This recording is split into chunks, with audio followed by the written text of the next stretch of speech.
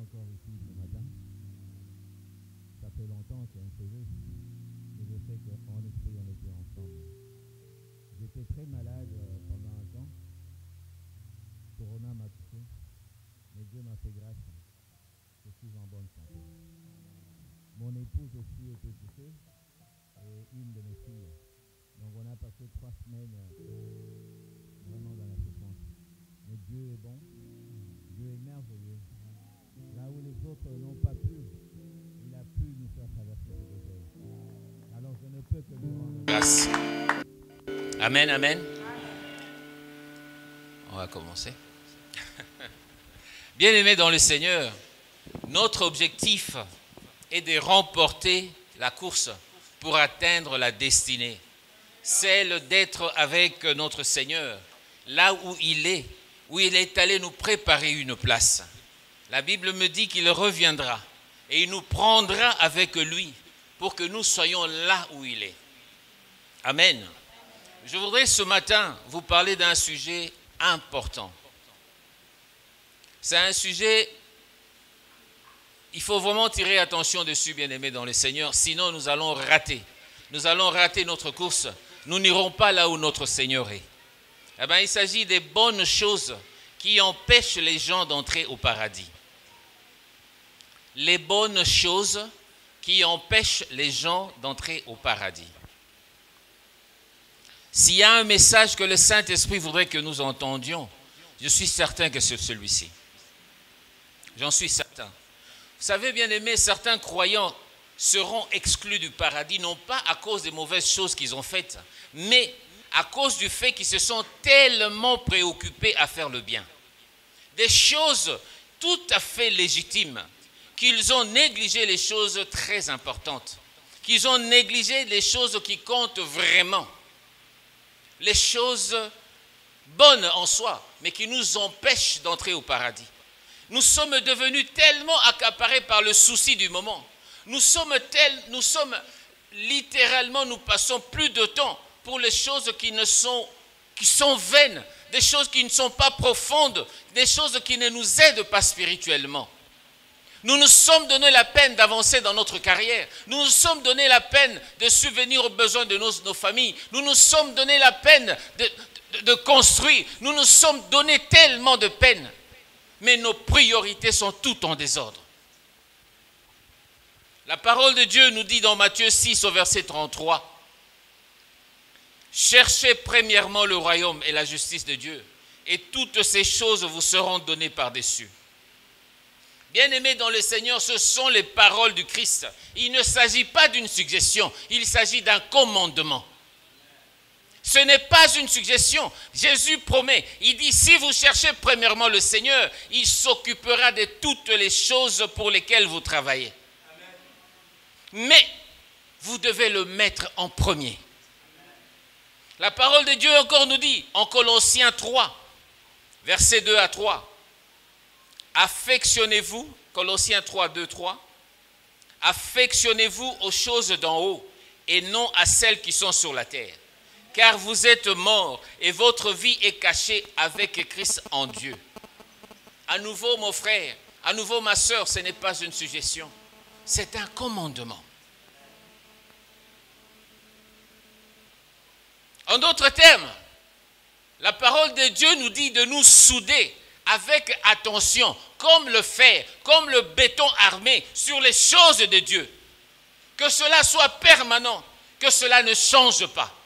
Ça, c'est un commandement de Dieu. Veuillez comprendre, bien-aimés dans le Seigneur, Dieu ne nous a jamais demandé de vendre notre maison. Il ne nous a jamais demandé de vendre notre terrain, de nous séparer de nos possessions. Il n'a jamais dit que nous devrions abandonner notre travail et devenir des moines où nous allons passer toute notre vie à méditer et à lire la parole de Dieu. Non, Dieu n'a jamais dit ça. Oui, Jésus l'avait dit à quelqu'un, mais cet homme-là, c'est parce que tout simplement, ses possessions devenaient ses idoles. Mais il ne le dit pas à tout le monde. Il y a des gens qui disent, Dieu m'a dit de quitter mon époux, Dieu m'a dit de quitter mon épouse pour que je puisse me consacrer à mon ministère. Bien-aimés dans le Seigneur, je regarde ces gens droit dans les yeux et je leur dis non. C'est votre esprit qui vous l'a dit ou c'est le démon. Dieu n'est pas pour séparer les couples. Dieu n'est pas pour déstabiliser les foyers. Dieu ne vous demandera jamais de faire pareille chose. Mais il utilise sur le fait, il insiste plutôt, sur le fait qu'il doit être le centre de votre vie. Celui autour, celui autour de qui tout tourne. Amen. Dieu ne vous demandera jamais de faire chose pareille. Il exige ses intérêts, il exige son Église, il exige que ces choses aient la priorité. Voilà ce que Dieu demande. Il doit être au centre. La plus grande indignité d'un chrétien, la plus grande indignité plutôt qu'un chrétien peut commettre contre le Seigneur, c'est de le mettre en seconde position. C'est comme si vous gifliez le Seigneur. Vous pourriez croire que vous n'êtes pas capable d'un tel affront, mais mes bien-aimés dans le Seigneur, comment est-ce que nous prioritarisons les choses? Quelles sont nos priorités? Par exemple, combien de fois, mon frère, ma soeur, avez-vous raté le culte? Combien de fois, bien-aimés dans le Seigneur, les réunions qui étaient prévues, vous les avez ratées à cause d'une certaine occupation? À ce moment, vos clients, vos intérêts ne pouvaient pas attendre, mais Dieu pouvait attendre. Je suis venu parler des choses bonnes qui nous empêchent d'entrer au paradis, qui nous empêcheront de voir la gloire de Dieu. Je suis conscient, bien-aimés dans le Seigneur, que vous n'y pouvez rien du moment que votre métier ne vous le permet pas. Oui, je comprends, mais je parle à des personnes qui ont un choix. Des personnes qui choisissent de faire leur affaire que de venir chercher la face de Dieu. La parole de Dieu donne cet avertissement dans le livre d'Hébreux 10 au verset 25. N'abandonnons pas notre assemblée, comme c'est la coutume de quelques-uns, mais exhortons-nous réciproquement, et cela d'autant que vous voyez s'approcher le jour. Encore un commandement, n'abandonnez pas votre assemblée. Pourtant, mon frère, ma soeur, qu'est-ce qui a la priorité dans notre vie? Pourtant, bien-aimés dans le Seigneur, qui est-ce qui attend? Le Seigneur ou bien vos affaires? Quand nous nous sommes convertis au Seigneur, nous étions les premiers arrivés à l'église, avant même que la porte soit ouverte. Qu'est-ce qui s'est passé, bien-aimé? Qu'est-ce qui s'est passé, mon frère, ma soeur? Où est ta priorité? Si nous ne faisons pas attention à ces commandements, mon frère, ma soeur, cela aura des conséquences désastreuses. Le Seigneur Jésus donne beaucoup d'avertissements à ce sujet. Et j'aimerais ce matin en partager 3 avec vous. Le premier, bien-aimé, réfléchissez à ce que Jésus dit à propos des jours de Noé et de Lot. Dans le livre de Luc 17, verset 26 au verset 30. Réfléchissons-y. La Bible dit, ce qui arriva du temps de Noé arrivera de même au jour du Fils de l'homme. Les hommes, qu'est-ce qu'ils faisaient? Ils mangeaient, ils buvaient, ils se mariaient, ils mariaient leurs enfants, jusqu'au jour où Noé entra dans l'arche. Le déluge vint et les fit tous périr. Ce qui arriva du temps de Lot arrivera pareillement.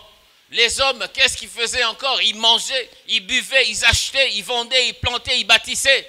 Mais le jour où Lot sortit de Sodome, une pluie de feu et de soufre tomba du ciel et les fit tous périr. Il en sera de même le jour où le Fils de l'homme paraîtra. J'aimerais que vous relisiez la liste que Jésus nous donne. Nous savons, bien aimés dans le Seigneur, qu'à l'époque, il y avait une violence comme on n'a jamais vu. Mais bien dans le Seigneur, il y avait l'immoralité, telle que la sodomie, telle que l'homosexualité. Mais Jésus ne parle pas de ces choses-là. Vous avez réalisé, remarquez que ce que les gens faisaient juste avant le jugement, ils mangeaient, tout à fait normal. Dieu n'est pas contre manger. Ils buvaient, mais il ne mentionne même pas les boissons alcooliques. Ils vendaient, ils plantaient, ils construisaient. Il n'y a pas un seul péché dans toutes ces actions. Ce sont toutes des bonnes choses, des choses légitimes. Mais ce sont ces choses-là qui ont fait tomber le peuple. Je parle des bonnes choses qui nous empêchent d'entrer au paradis, bien-aimés. Je parle de ces choses-là qui nous préoccupent tellement, des choses qui sont devenues prioritaires dans nos vies. En fait, tout ce qui est énuméré par Jésus est recommandé par la parole de Dieu aux fidèles. Il nous est recommandé de manger, il nous est recommandé d'acheter, il nous est recommandé de planter. Le mariage, par exemple, bien-aimé dans le Seigneur, Paul nous dit, si tu es marié, tu n'as point péché. Et on nous dit encore que le mariage soit honoré de tous. Hébreux 13, verset 4. Mais mon frère, ma soeur, il nous est encore dit qu'une femme vertueuse, qu'est-ce qu'elle fait? Elle pense à un champ, elle est là qui est du fruit de son travail, elle plante une vigne. Alors comprenez, bien-aimés dans le Seigneur, ce sont des choses qui sont recommandées. Depuis le temps de Josué, lorsqu'Israël entra en terre promise, Dieu a encouragé son peuple à planter des champs, à bâtir des édifices à sa gloire. Je suis en train de vous faire comprendre que ce sont des recommandations de Dieu. Pourquoi alors Jésus énumère seulement les activités bonnes et légitimes? Pourquoi, mon frère, ma soeur? Pourquoi par le peuple avant le jugement? Pourquoi ces choses sont énumérées avant le jugement? C'est parce que tout simplement, il essaie de nous dire quelque chose de très important. Il nous avertit quant à notre totale distraction. Jésus nous dit, bien-aimés, que notre inattention à sa parole, tandis que nous sommes laissés absorber par ces choses, nous ne faisons pas attention à la parole de Dieu. Réfléchissez, mon frère, ma soeur. La Bible ne mentionne nulle part que Noé avait souffert de moquerie, que Noé avait souffert de persécution pendant les 120 années de travail pour préparer l'arche. Il n'a pas souffert de ces choses. Mais apparemment, il semble que son travail, ses prédications n'avaient même pas été interrompues. Il avertissait, personne ne lui disait « Noé, tais-toi ». Ils entendaient, mais ils s'étaient occupés à manger, à boire, à fêter, à marier leurs enfants, à construire.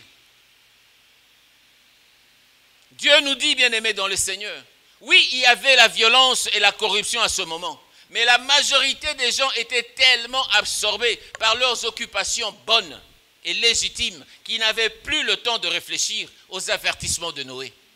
Ils n'avaient plus le temps. Tout le monde était tellement occupé par le mariage. Tout le monde était occupé par les sorties, le bien-être de leur famille. Tout le monde, mais ils ont négligé les avertissements de Noé. Je peux écrire, mon frère, ma soeur, des livres. Je peux prêcher des messages à propos de jugements à venir. Mais seuls quelques croyants ici présents écoutent et encore tiennent compte de mes avertissements.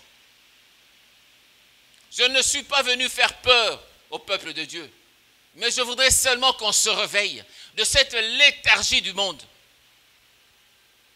que nous voyons où est la priorité des priorités, l'essentiel de l'essentiel. À quoi sert à un homme de perdre son âme?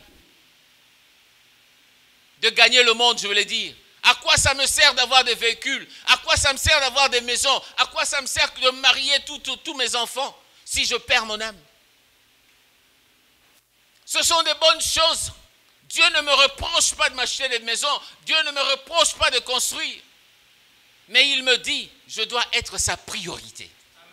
Est-ce qu'il se retrouve dans cette maison que je construis? Est-ce que je lui donne le temps? Qui est-ce que je fais attendre, mon frère, ma soeur? Est-ce le Seigneur ou mes enfants? Est-ce le Seigneur ou mon travail? Est-ce le Seigneur ou mes affaires? La plupart des chrétiens ne s'en soucient pas. Mais pourquoi pas?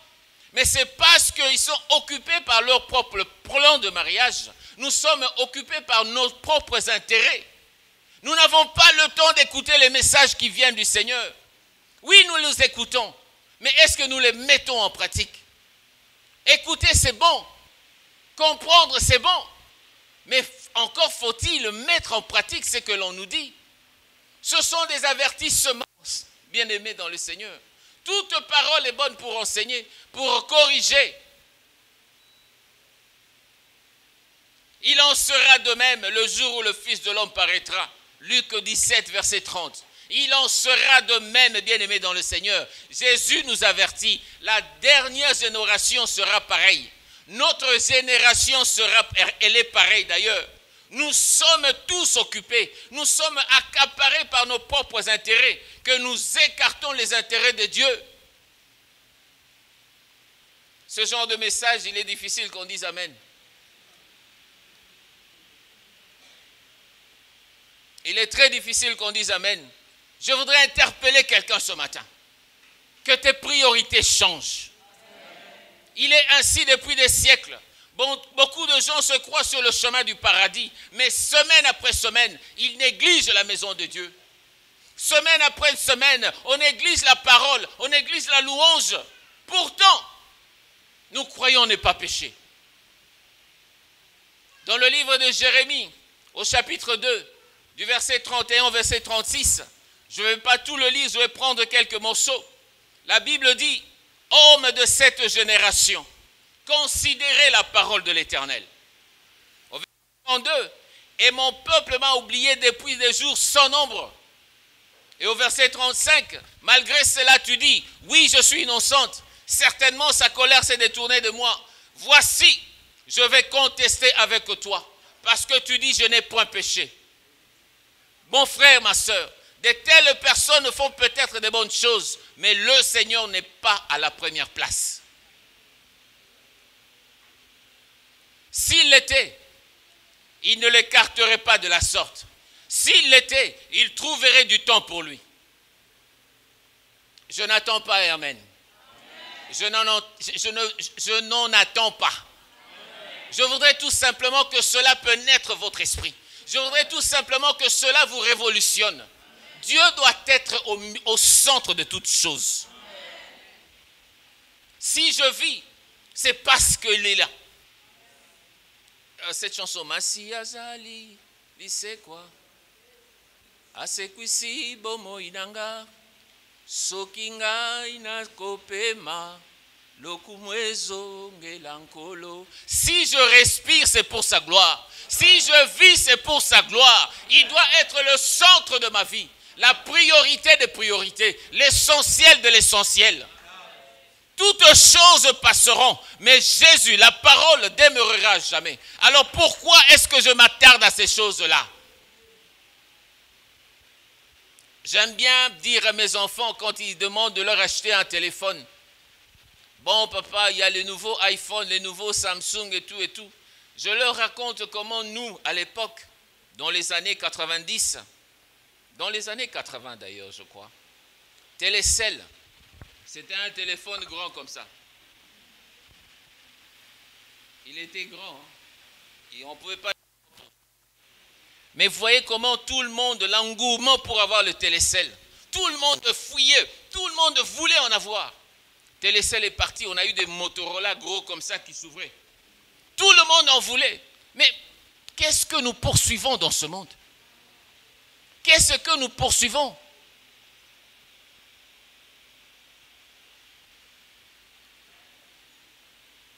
Nous négligeons le Seigneur. Nous n'avons pas le temps de rechercher la présence du Seigneur. Nous n'avons pas le temps de nous asseoir à ses pieds afin d'apprendre. Nous voyons, bien aimé, la même chose de nos jours dans nos églises. Les gens sont tellement occupés à courir pour Dieu qu'ils n'ont plus le temps de rechercher sa face. Trop de gens n'arrivent plus à s'asseoir, à tenir compte de sa parole parce qu'ils sont constamment occupés. Nous sommes tellement occupés. Il en sera de même, bien-aimés dans le Seigneur. Il en sera de même. Pourquoi Jésus ne parlait-il pas de l'augmentation des crimes? Pourquoi Jésus ne parlait-il pas de tout ce qu'il y avait de mal lorsqu'il a mentionné son retour? Pourquoi ne reflétait-il pas l'immoralité de ces jours? Il n'a rien dit à propos des drogues. Il n'a rien dit à propos de l'homosexualité. Il n'a rien dit à propos des mariages hétérogènes. Il n'a rien dit de tout ça. Non, il a seulement dit, comme ce qui arriva en ces temps, les gens achèteront, vendront, mangeront, marieront, préoccupés par de bonnes choses, et ils seront tellement occupés qu'ils négligeront leur propre âme. Comment as-tu commencé, mon frère? Comment as-tu commencé, ma soeur? Comme j'ai dit au début, tu étais là toujours quand les portes de l'église s'ouvraient. Tu étais là à toutes les réunions. Tu ne ratais aucune activité de l'église. Aujourd'hui, tu te fais voir rarement. Petit à petit, tu as rétrogradé. Petit à petit, ton travail, ta carrière, tes enfants, ton mariage a pris le dessus. Imaginez la peine de Dieu lorsque nous le rejetons ainsi. Imaginons cela, bien-aimé dans le Seigneur. Autrefois, ces mêmes personnes lui disaient, « Seigneur, tu m'as sauvé de la mort, je ne te quitterai jamais. » Et aujourd'hui, bien-aimé, nous n'avons plus une minute à lui consacrer. Quand j'ai dit une minute, ça veut dire, mon frère, ma soeur, prenons le temps de chercher la face de Dieu. Je peux me dire avant de dormir, Seigneur, merci pour ce jour, merci, tu m'as gardé, tu as pourvu à mes besoins, je te confie cette nuit. Amen. Deuxième exemple. Pensez à l'homme qui donnait une grande fête, mais dont tous les invités lui faisaient fort bon. Dans le livre de Luc, chapitre 14, versets 16 à 24. Nous connaissons tous cette histoire. Cette parabole est importante car Jésus, c'est l'homme qui organise la grande fête. Elle est importante, mon frère, ma soeur. La fête dont il est question, c'est l'évangile. Et la table qui est dressée, c'est la croix. Comprenez cela, mon frère, ma soeur. Et l'invitation de Jésus, elle est adressée à tout le monde, à vous et à moi. Il nous dit, venez à moi, vous tous qui êtes fatigués et chargés, je vous donnerai du repos. Jésus nous invite d'aller à lui. En clair, mon frère, ma soeur, notre Seigneur nous invite à une relation intime avec lui. Que nous le connaissions, il nous connaît déjà. Il nous connaissait avant même que nous soyons nés. Avant même que nos parents se rencontrent, Dieu nous connaissait. Maintenant, il veut que nous le connaissions. Il nous invite, mon frère, ma soeur. Il dit, venez à cette table dressée pour vous. Vous trouverez toute satisfaction en moi. Quel bonheur que de connaître celui qui a créé toutes choses. Quel bonheur que de connaître le Dieu puissant.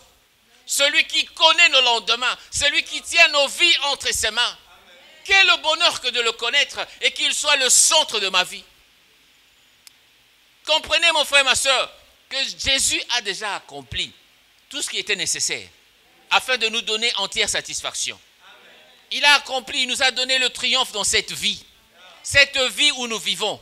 Pierre nous dit, dans 2 Pierre 1, verset 3, « Sa divine puissance nous a donné tout ce qui contribue à la vie et à la piété, au moyen de la connaissance de celui qui nous a appelés par sa propre gloire et par sa vertu. » Je répète cela. Sa divine puissance nous a donné tout ce qui contribue à la vie et à la piété. Par quel moyen? Par le moyen de la connaissance de celui qui nous a appelés par sa propre gloire. Celui-là, c'est Jésus-Christ. Alors, mon frère, ma soeur, la table est dressée. Le dîner est prêt. Pourtant, dans la parabole, on nous dit que lorsque le repas arriva et que la table fut dressée, personne n'était là. Personne. Lorsque les serviteurs regardèrent dans la rue, ils ne purent voir personne. Imaginez, j'invite, Dieu nous invite. Alors au moment du repas, on envoie les diacres, on envoie les sœurs, on envoie le protocole. Allez regarder où sont les gens. Et ils vont dehors, personne. Je vous le demande, bien-aimés dans le Seigneur, que ressentiriez-vous après avoir préparé le repas, un merveilleux repas, et les invités que vous attendiez ne viennent pas? N'auriez-vous pas un sentiment de rejet? N'auriez-vous pas, bien-aimés, un sentiment que vos invités ils ne s'intéressent pas à vous? Ce maître décida d'envoyer un serviteur pour appeler ses invités. Il va les chercher jusqu'à la maison. La parole de Dieu vient jusque dans ta maison, au travers Internet, au travers la télévision. On te suit partout où tu es. Bien-aimés dans le Seigneur, écoutez ce qu'ils disent. Le repas est prêt. Pourquoi vous n'êtes pas là? Oh, mon frère, ma soeur, l'Écriture nous dit, mais tous, unanimement, se mirent à s'excuser. Écoutez le premier invité. Il s'excuse qu'il était occupé par une affaire de terrain. Il dit quoi? J'ai acheté un terrain et je suis obligé d'aller le voir. Excusez-moi, je vous prie. Bien-aimé dans le Seigneur, cet homme était probablement un investisseur. Il n'avait pas encore vu le terrain, mais il l'a acheté. Comme si ce terrain pouvait fuir, comme si ce terrain pouvait se déplacer. Il a préféré aller voir le terrain que répondre à l'invitation du maître. Acheter un terrain n'est pas la question ici. Acheter un terrain n'est pas le problème. La question, mon frère, ma soeur, c'est que cet homme a choisi mal ses priorités. Il a mal choisi ses priorités. Il se concentrait sur ses propres intérêts. Il se concentre sur ses affaires. Il se concentre sur l'avenir de sa famille. Et il disait, je m'occuperai de cela plus tard. Je désire tout d'abord m'occuper de mes affaires. Le terrain que j'ai acheté. Comme si quelqu'un allait le prendre entre-temps. Pourtant, ce terrain n'allait jamais bouger. Il aurait pu y aller le lendemain. Et écoutez le second invité, celui qui marchandait les bétails. Il dit quoi? J'ai acheté 5 paires de bœufs et je vais les essayer. Excuse-moi, je te prie. Il est possible que cet homme fasse du commerce de bétail. Je suis certain qu'il fait le commerce de bétail. Il semble qu'il ait vu les 10 vaches avant de les acheter. Il me semble. Mais il a voulu encore aller les voir. Il aurait pu, bien aimé dans le Seigneur, après avoir acheté, d'ailleurs, avant d'acheter ce genre de choses, on vérifie si ces choses sont bonnes. Il aurait pu dire, bon, je vais répondre à l'invitation, et puis je vais aller voir ce bœuf. Le problème n'est pas là. Ce n'est pas un péché en soi d'essayer le bœuf. Ce n'est pas un problème. Bien aimé, Abraham et Job, ils étaient aussi dans le bétail. Ils étaient dans le bétail. Cet homme ne faisait que ce qui est recommandé par la parole de Dieu. Mais là n'est pas la question, comme je dis. Cet homme, comment a-t-il péché? Il agissait plutôt comme si le fait d'aller à l'étable était plus important que d'aller à la maison du maître. Il a remis le maître en second. Ces bœufs auraient pu attendre. Et le dernier invité, il dit quoi? Je viens de me marier. C'est pourquoi je ne puis y aller. Rien n'est plus légitime que de se marier. Il aurait demandé à sa femme de l'accompagner. Ça aurait été un bon commencement du mariage. Aller chez le maître avec mon épouse, présenter mon épouse au maître. Non, mon frère, ma soeur. Cet homme a préféré, n'est-ce pas, jouir de sa femme d'abord. Cela aurait été une bonne façon de débuter son mariage d'ailleurs. Le fait de mettre sa famille avant le Seigneur est l'un des péchés représentant le plus grand obstacle dans nos églises. Je le répète, le fait de mettre nos familles avant le Seigneur est un des plus grands obstacles, le plus grand obstacle dans nos églises. Nous venons en retard parce que les enfants ont traîné. Pourquoi vous ne les avez pas réveillés 1 heure avant? Pendant la semaine, vous les réveillez à 5h30 pour qu'ils aillent à l'école. Mais l'église commence à 9h. L'excuse, ce sont les enfants. L'excuse, c'est mon épouse. L'excuse, c'est mon mari. Je me rappelle une fois à Londres, bien aimé dans le Seigneur, j'ai laissé ma famille à la maison. Je devais modérer. Je n'ai pas voulu être en retard. Je leur ai dit, nous partons dans 30 minutes.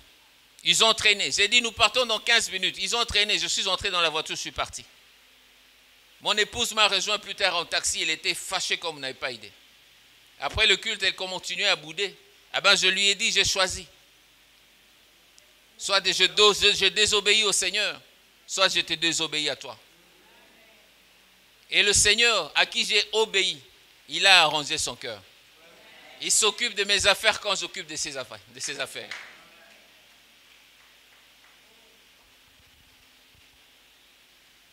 Il y a des gens qui trouvent difficile de se rendre au culte le dimanche. Encore plus aux autres réunions de la semaine. Mais elles sont par contre ils ont beaucoup plus de temps d'amener leurs enfants, de construire, de les amener dans les activités de l'école, de faire les magasins. Mais le dimanche, on n'a pas le temps de venir à l'église. Le message que l'on perçoit est clair. Mes enfants d'abord. Je n'ai pas dit mon peuple d'abord. Je vous l'ai dit, mon frère, ma soeur, si vous négligez les intérêts de Dieu et placez les enfants à la première place, vous les tuez. Je le répète, vous les tuez. Et c'est ce qui est arrivé avec Ézéchias et Manassé. Vous allez lire dans le livre de 2 Rois, au chapitre 20 et 21. Le Seigneur, 2 Rois 20 et 21. Le Seigneur avait donné 15 années supplémentaires à Ézéchias. Des années qu'il aurait dû passer la face devant Dieu et en amenant un réveil en Israël. Mais qu'est-ce qu'Ézéchias a fait? Pendant toutes ces années, il a collectionné des bijoux, il a acheté du bétail, il a construit des bâtiments. Son fils Manassé, qui grandissait pendant ces années, il observait ce que son père faisait. Il observait, il mettait sa famille en premier. Et quel est le résultat? Manassé est devenu l'un des rois de l'histoire d'Israël le plus cruel. Cela était les sémences de son père. Apprenons aux enfants les bonnes habitudes. Quel est le péché que ces 3 hommes de ce parabole ont commis? Quel est leur péché, bien-aimé? C'était tout simplement le fait de préférer le terrain, le bœuf ou la famille à un moment d'intimité avec le maître.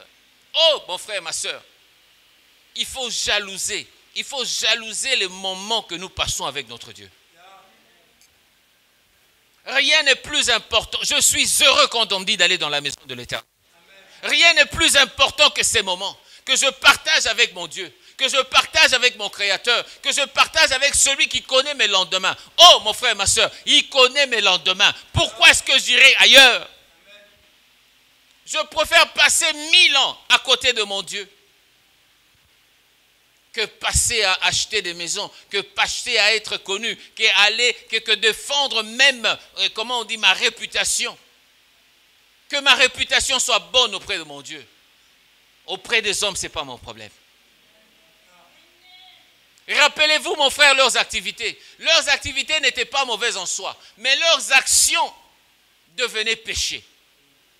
Et parfaitement impardonnables lorsqu'elles volaient à ces hommes un moment d'intimité avec le maître. Quand vous permettez ces choses de voler ce moment, le moment que vous passez avec votre Dieu, cela devient un péché. Mais ce que vous faites en soi n'est pas mauvais. Manger n'est pas mauvais. Je n'ai pas pu aller à l'église parce que... je suis arrivé en retard parce qu'il fallait que je prenne mon déjeuner.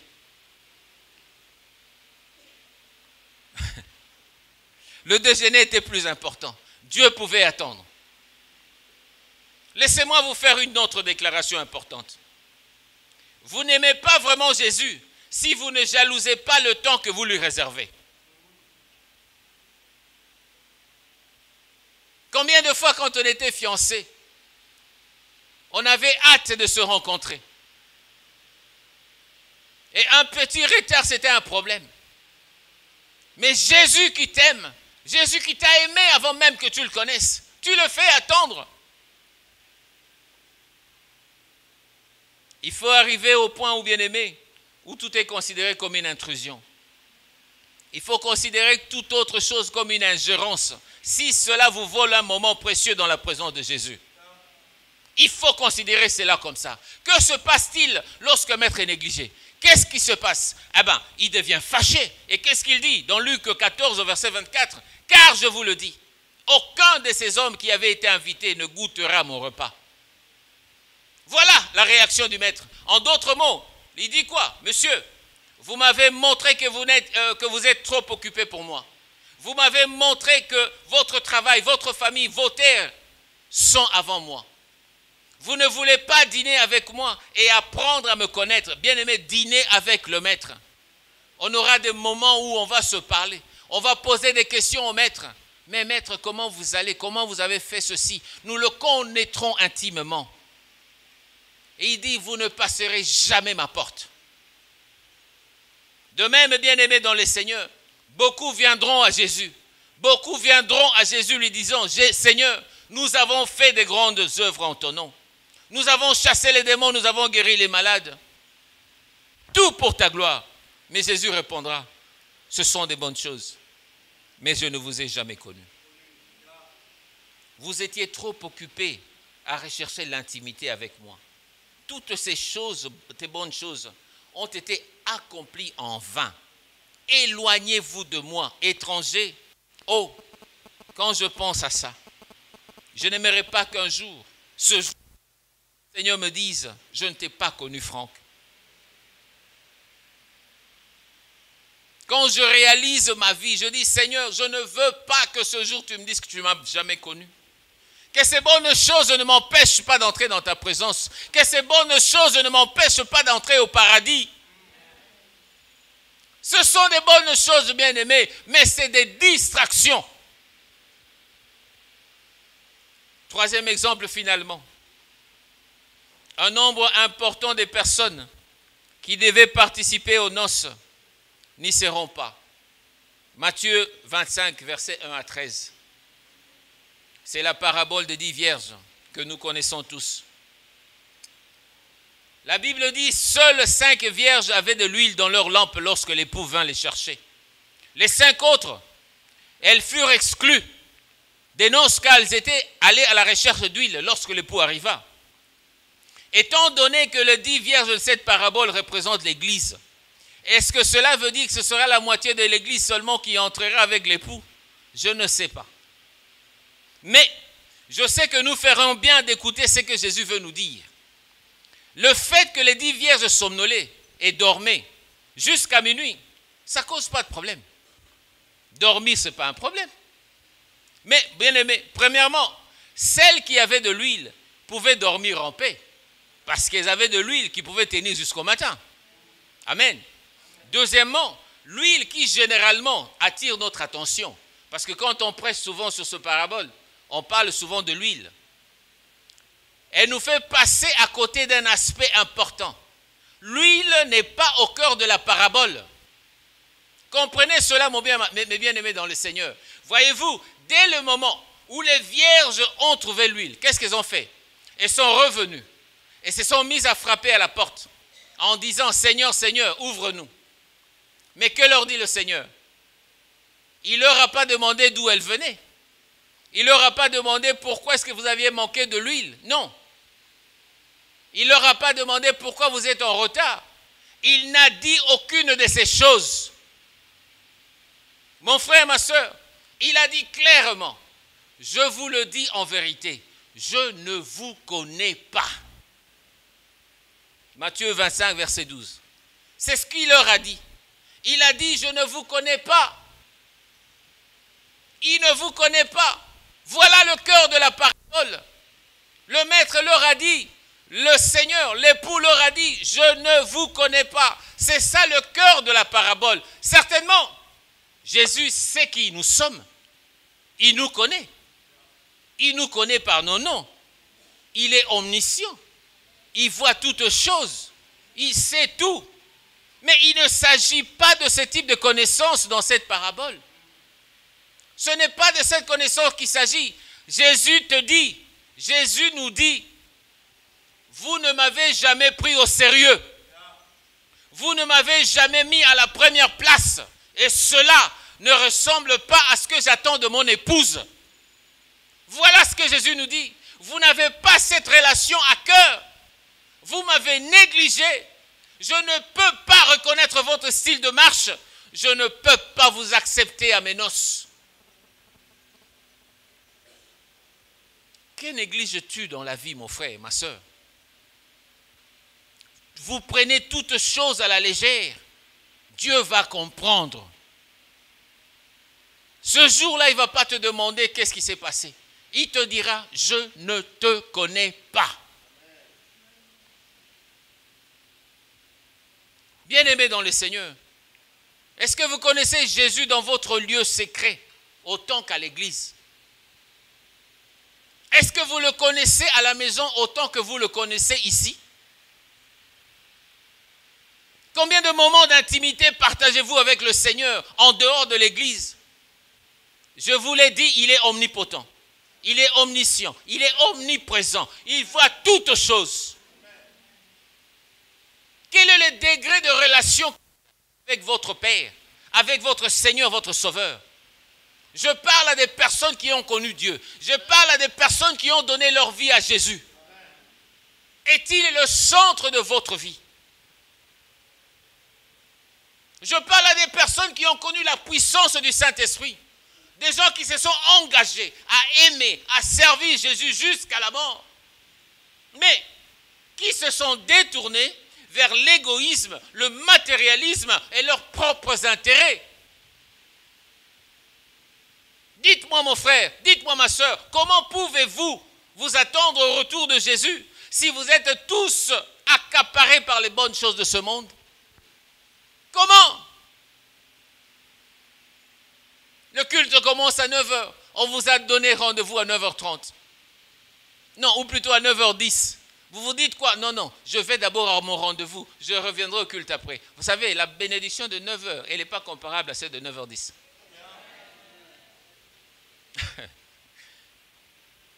Il y a même des gens qui viennent juste pour écouter la prédication.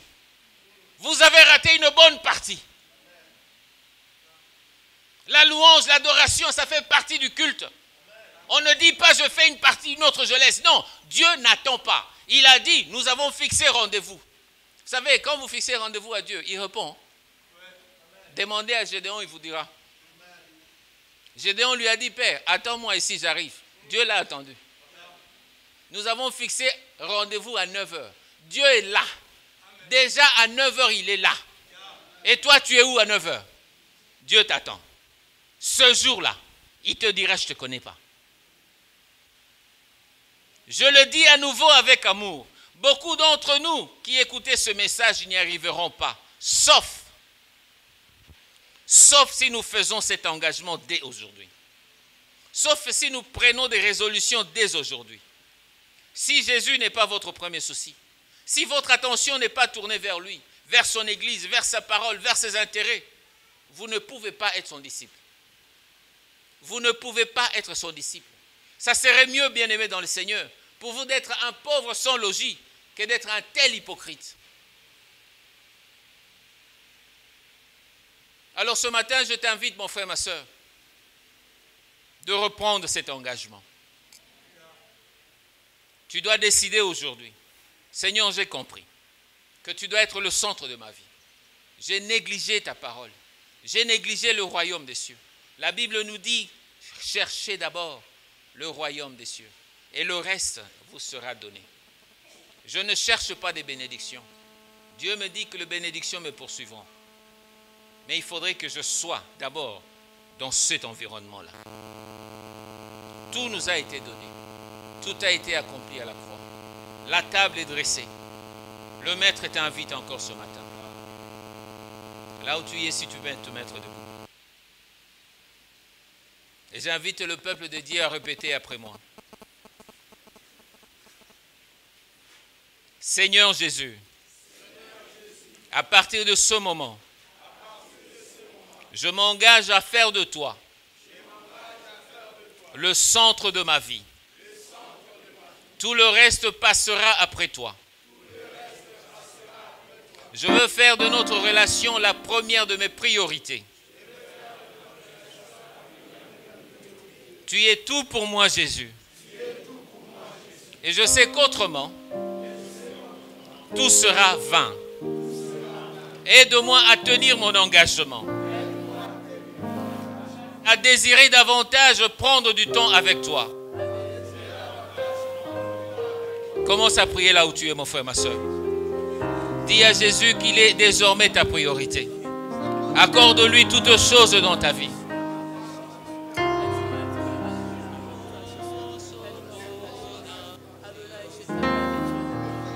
Parle à ton Dieu, parle à ton Dieu.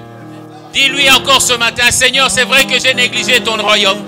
J'ai négligé, Seigneur, la voix de ta voix. Je n'ai pas entendu ta parole, Seigneur. J'ai cherché mes intérêts. Mais ce matin, mon Dieu, mon roi, tu seras mon intérêt. Tu seras la pierre principale. Tu seras ma priorité. Tu seras l'essentiel de l'essentiel. Je vais tout laisser, Seigneur. Je vais chercher ta face. Tu seras au centre de ma vie. Pas ma femme d'abord, Seigneur. Toi, oh mon Dieu, mon roi. Pas mes intérêts, Seigneur. Je veux que ce soit tes intérêts, Seigneur. Dis à ton Dieu encore que tout lui sera revenu. Remets tout entre les mains de Dieu. Qu'il occupe le centre de ta vie. Qu'il occupe ton cœur.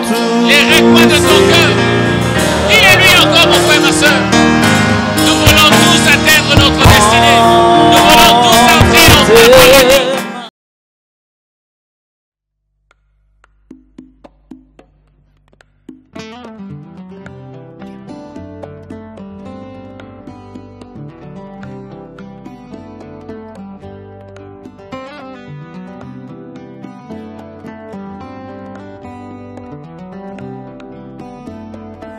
na pusani liboso na yo ekimelo na ngai Yesu Kristo mobateli na ngai se yo Masia natie motema sepai na yo natomboli maboko kongumbamela yo ekimelo na ngai Yesu mobateli na ngai ekimelo na ngai kolotala banguna na ngai bazali nyango kolimwisa ngai batie mitambu na banzela nyonso balobi ete nga na kolimwa babosani oyo akobatela ngai babosani oyo akobombaka ngai Yesu Kristu mobateli na ngai ekimelo na ngai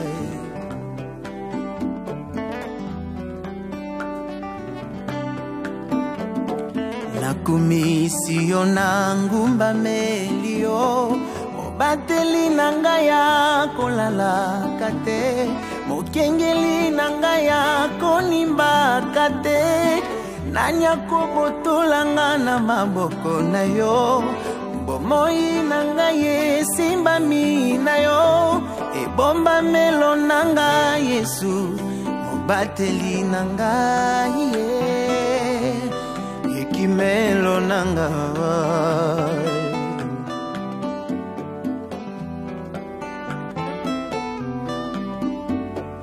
nakumisi yo na ngumbameli yo mobateli na ngai akolalaka te mokengeli na ngai akolingaka te nani akobotolanga na maboko na yo bomoi na ngai esimbami na yo ebombamelo na ngai Yesu ekimelo na ngai mobateli na ngai ekimelo na ngai mobateli na ngai molobeli na ngai molongisi na ngai yonde papa na ngai nazana papa mosusu te Yesu na ngai yonde papa na ngai ekimelo na ngai Yesu natalelise yo yaya na ngai papa ya bana bitike Yesu na ngai ata bache mitambo na nzela Yesu ozobatela banzela na ngai ozokengela venir na ngai Yesu na ngai